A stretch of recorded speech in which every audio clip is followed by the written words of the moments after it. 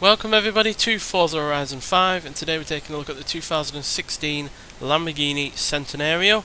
Now this was built to commemorate the 100th birthday of company founder Ferruccio Lamborghini, as well as showcase new technologies that Lamborghini were working on, and kind of like a testbed vehicle really for those new technologies. So this was the first Lamborghini to have 3 exhausts. It was also the first Lamborghini to launch with rear wheel steering, and also had advanced aerodynamics with one of the largest rear diffusers ever put on a rear car, on a production car, as well as a big front splitter, and those air ducts on the front. So around 170 mile an hour, this will be producing 500 pounds of downforce, which is a fair decent amount considering it's not actually got a fixed rear spoiler.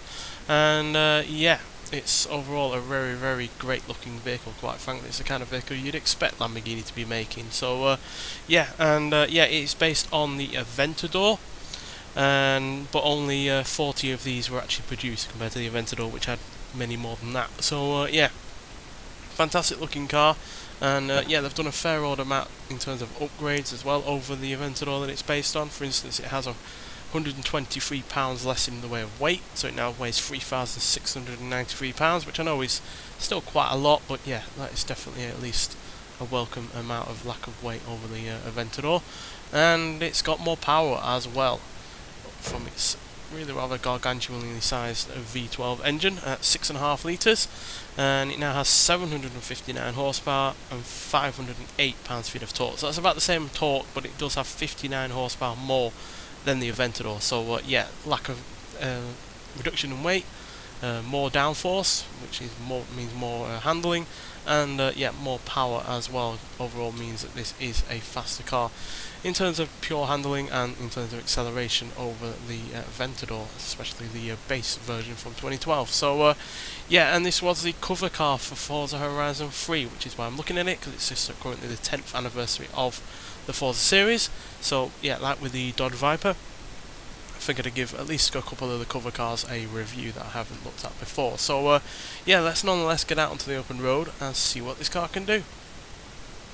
So here we are at the drag strip, so let's see what this car can do in terms of pure acceleration and speed before we hit the track. So 759 horsepower is quite a lot, although obviously it's still quite a weighty vehicle, but it shouldn't impact it too hard when it comes to getting the maximum amount of speed possible before we hit the speed camera. So let's see what it can do.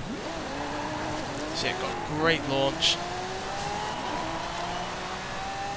and it does have that rear spoiler there, which was raised, but as you can see it does come back down again, so it's a semi-fixed spoiler, as you can see. So nearly 161 miles an hour there, which is pretty rapid. But that rear spoiler only really comes up mid-speed to give you that extra bit of the downforce, but as you can see, as soon as you get up to 130ish miles an hour, it goes back down again, because the rest of the car is producing enough downforce for the vehicle to handle as well as it needs to. So it's really good to see that they kept the rear wheel steering on this for future Lamborghini cars. I think the SVJ for the Aventador had it as well, which really did help handle that car around tighter corners and the like. So we're a high-end S1 class, so not really all that low down considering how old this is now compared to a lot of cars in this game. So and as you can see by the stats, all in the 8s in terms of the stuff that matters. Obviously off-road doesn't really matter for a car of this type, but superb speed, handling and braking are excellent, the acceleration is really rather good, and the launch, although very nearly out of the 8 range, is still pretty good as well. It's just purely because it's all-wheel drive, and all-wheel drive does take a bit of learning to get it off a car with all-wheel drive off the line properly. So and as you can see, I wish it was a little bit better balanced. It's 43% at the front and 57% at the rear. Wish it was a little bit better balanced given it's a mid-engine car, but still, it's balanced enough, especially when it comes to how it feels to drive. So sharing that V12 engine with the Aventador means that this sounds great already. They've certainly not ruined it with the extra power or anything like that. So I'll let you listen to the engine first for a little bit, and then we'll talk about it some more.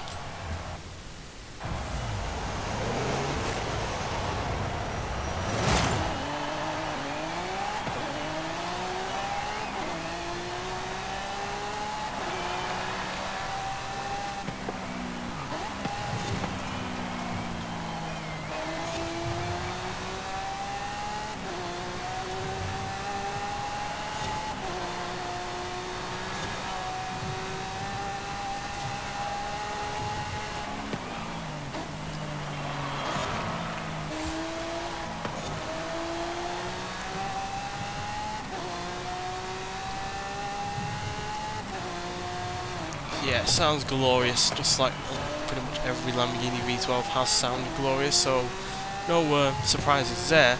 But it is a handling beast as well, quite frankly, especially given, you know, that spoiler isn't, you know, permanently up, and yet the rest of the car is more than able to produce a lot of downforce, with that diffuser, the front splitter and the side fins all working gloriously in harmony to produce all of that downforce that you quite frankly need. And then you combine that with the big tyres and the all-wheel drive system and the rear-wheel steering, and yeah, it's not a car that handles anywhere near as badly as you'd expect for a car that is this big and is still quite a heavy vehicle. So yeah, handles beautifully, got a great sounding engine, and it's also pretty quick in the acceleration terms as well. The 0 to 60 time hasn't changed over the Aventador, despite the extra power and lack of weight. It's still 2.8 seconds for the pair of them, but the 0 to 100 time has decreased. Now it does 5.367 seconds compared to the 0 to 100 time of 6.5 seconds for the Aventador. So yeah, more than a second quicker, and yeah, it's quicker at the top end as well, with a top speed of 229 miles an hour, whereas the Aventador does a reported between 217 and 220 miles an hour, which obviously is a big gap, but and you're certainly not going to be able to get up to that on modern road, on public roads. But yeah, in terms of top trumps, it would obviously matter. So yeah, glorious car, really do like it. I wish we had more of these semi one-offs from Lamborghini on these kind of games, because yeah, obviously only 40 of these were made, so you're highly unlikely to ever see one on the public road. But it's a glorious car. It showed what Lamborghini could do at the time, and yeah, they use a lot of that technology that's been put on this car into future cars as well. So yeah, as a commemoration of Ferruccio Lamborghini, and as a look into the future for Lamborghini at the time, it's yeah, 10 out of 10 in that regard, and the car is pretty great even on its own right. So yeah, highly recommend trying this car out if you somehow haven't yet so far, because it's been on plenty of Forza games, Forza Horizon 3 onwards, I imagine. So yeah, get out there and try it if you haven't already. But nonetheless, thanks for watching, and I'll see you in the next one. Bye.